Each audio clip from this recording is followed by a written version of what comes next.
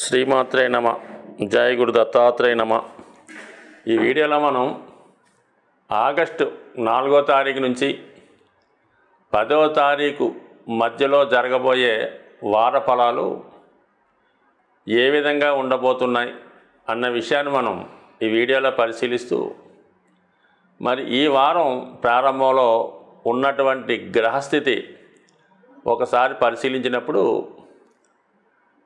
వృషభ రాశిలో కుజ గురులు, కర్కాటక రాశిలో చంద్ర రవి, సింహరాశిలో బుధ శుక్రుడు, కన్యలో కేతువు, మీనంలో రాహు, మామూలుగానే కుంభంలో శని వక్ర గమనంలో ఉండడం జరిగింది. సో ఈ వారం యొక్క గ్రహాల ప్రత్యేకత ఏంటంటే, వృషభ రాశిలో మిత్రగ్రహాలైనటువంటి కుజగురుల సంచారం ఒక విధంగా మంచి యోగం.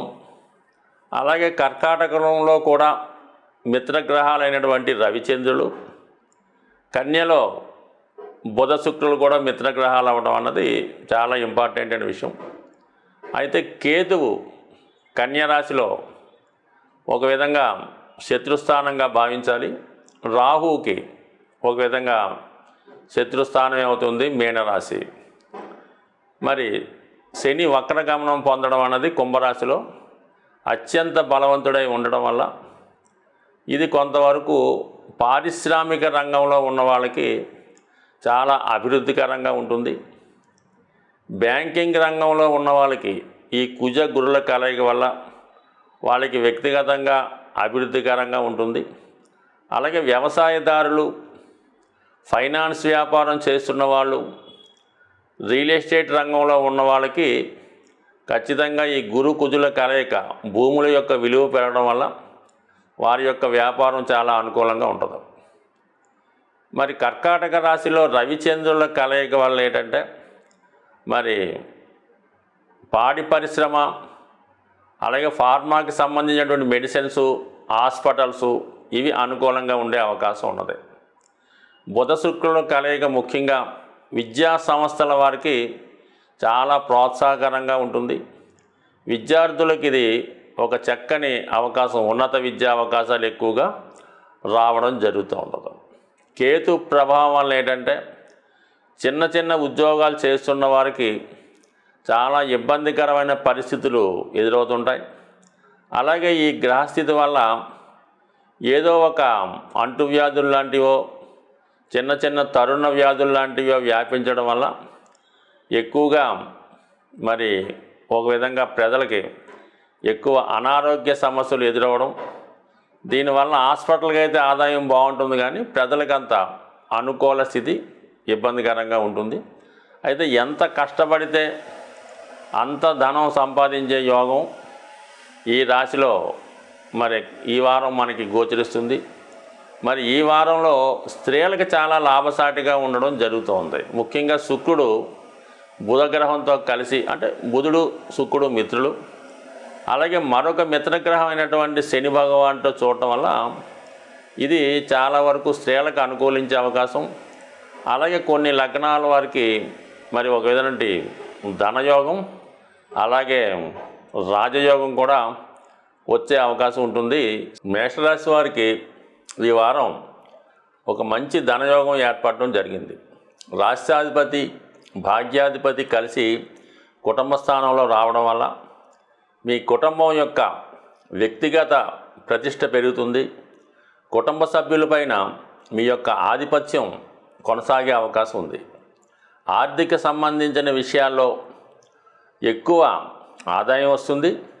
దానికి మించిన ఖర్చు కూడా ఎక్కువగా రావడం జరుగుతుంది. ఈ వారం విశేషంగా మీ కుటుంబంలో, మీ కుటుంబ సభ్యుల మధ్య ఏదో ఒక శుభకార్యం జరగడం వల్ల దూరం అయిపోతున్నటువంటి మీ మిత్రుడు కానీ, మీ బంధువులు కానీ తిరిగి మళ్ళా కలుసుకునే అవకాశం ఉంది. అలాగే మీరు ఆదాయం పెంచుకునే ప్రయత్నంలో కొన్ని ముఖ్యమైన విషయాలు కుటుంబ సభ్యులతో చర్చించి ఒక నిర్ణయం తీసుకోవడం జరుగుతుంది. అలాగే మీకు వృత్తిలో ఎక్కువ ప్రెజర్ ఉండడం వల్ల ప్రస్తుతం ఎక్కువ వర్క్ చేయడం వల్ల మీకు టెంపరీగా పెద్దగా లాభం లేనప్పటికీ ఫ్యూచర్లో దాని యొక్క ఫలితాలు మీరు పొందే అవకాశం ఉంటుంది. కాబట్టి పెద్దగా శ్రమ అనుకోకుండా ఉన్న ఉద్యోగాన్ని కంటిన్యూ చేసుకోవడం అన్నది ఉత్తమమైనటువంటి పని. అలాగే మరి ముఖ్యంగా చతుర్థ స్థానంలో ఉన్నటువంటి చంద్ర రవిల సంచారం కొంతవరకు స్థిరాస్తి మీద పెట్టుబడి పెట్టే ఆలోచన వస్తుంది. వాహనాలు మొదలగు వాటిని రిపేర్ చేసుకునే ప్రయత్నం చేస్తారు. చాలా వరకు ఈ వారం అధికారులతో వ్యతిరేకత రావడం వల్ల చాలా అసహనాన్ని ఫీల్ అవుతుంటారు. అంటే మీరు స్వతంత్ర నిర్ణయాలు తీసుకోవడం జరుగుతుంటుంది. అది మీ అధికారులకు కొద్దిగా వ్యతిరేకంగా ఉండడం వల్ల కొన్ని ఇబ్బందులు ఎదుర్కోవాల్సి జరుగుతుంది. కాబట్టి చాలా వరకు ఈ వారం అంతా కూడా మీరు కాంప్రమైజ్ దూరంలోనే వెళ్ళండి. అంటే ఎంతవరకు మనం చేయాలో అంతవరకు చేస్తే సరిపోతుంది తప్ప అదనంగా చేయడం వల్ల మీరే ఇబ్బందులు కొని తెచ్చుకున్నట్టు జరిగే అవకాశం ఉంటుంది. సో ఇంకా విద్యార్థులకి ఇది చాలా ఉన్నత విద్యా అవకాశాలు. మీరు ఎటువంటి కాంపిటేటివ్ ఎగ్జామ్స్ రాస్తున్నా, అలాగే ఏదైనా ఉన్నత విద్య కొరకు ప్రయత్నం చేస్తున్నా ఖచ్చితంగా సక్సెస్ లాంటిది వచ్చే అవకాశం ఉంది. మరి చాలా వరకు విద్యార్థులకు కూడా ఇది ఇంటర్వ్యూలో విజయం సాధించడం, అనుకున్న ఫలితం రావడం జరుగుతూ ఉంటుంది. అయితే చాలా వరకు ఆరోగ్య విషయంలో కొంతవరకు జాగ్రత్త పడవలసి ఉంటుంది. అధిక శ్రమ పట్టడం వల్ల అయితేనే, అకాల భోజనం వల్ల అయితేనే మరి స్టమక్ సంబంధించినటువంటి ప్రాబ్లమ్స్ లాంటివి వచ్చే అవకాశం ఉంటుంది. కాబట్టి సాధ్యమైనంత వరకు ఆహార విషయంలో జాగ్రత్త తీసుకోవడం మంచిది. సో ఏదైనా ఈ వారం ఏదో ఒక విధమైన శుభ ఫలితం మీకు రావడం జరుగుతుంది. అలాగే మీ యొక్క బంధువుల ద్వారా కానీ మిత్రుల ద్వారా కానీ ఒక శుభవార్త మీరు ఈ వారం వినే అవకాశం ఉంది. సో ఏదైనా ఈ వారం అంతా కూడా ఆర్థిక పరిస్థితి చాలా అనుకూలంగా ఉండే అవకాశం ఉంది. ముఖ్యంగా ఈ వారం ఆదివారం అమావాస్యతో ప్రారంభమైంది. ఇంకా సోమవారం నుంచి మీకు శ్రావణ మాసం ఆరంభమవుతుంది. మరి ఏ రాశి వారైనా ఈ శ్రావణ మాసం లక్ష్మీ అమ్మవారిని పూజించుకోవడం అన్నది ఇంపార్టెంట్ విషయం. అయితే ఏంటంటే అందరికీ సులువుగా ఉండే రెమెడీ ఏంటంటే ప్రస్తుతం మీరు ఒక మంచి రోజు అంటే మీకు అనుకూలమైనటువంటి తారాబలం ఉన్న రోజు ఇవి అన్ని పూజా స్టోర్లో దొరుకుతున్నాయి. లక్ష్మీ గవ్వలు అని ఉంటాయి, తెల్లగా ఉంటాయి లక్ష్మీ గవ్వలు, చిన్న సైజు ఒక 11 తీసుకోండి. లేదా అవి దొరకని పక్షంలో గోమతి చక్రాలన్నీ ఉంటాయి, అవి కూడా సముద్రంలో దొరుకుతాయి. కాబట్టి అవైనా సరే 11 తీసుకోండి. ఈ 11 గోమతి చక్రాలు కానీ గవ్వలు కానీ ఒక ప్లాస్టిక్ కవర్లో శుభ్రంగా కడిగి అందులో వేసి మీరు పూజా మందిరంలో కానీ, మీరు ధనం దాచుకునే బీరువాలో కానీ, లేదంటే మీ క్యాష్ బాక్స్లో పెట్టుకోవడం వల్ల ఖచ్చితంగా మీకు విజయ అవకాశాలు, ధనం బాగా వచ్చి ఆర్థికపరమైన చికాకులు తొలగే అవకాశం ఉంది. సో ఈ రెమెడీ మీరు ఎంత నమ్మకంగా చేస్తే అంత మంచిది.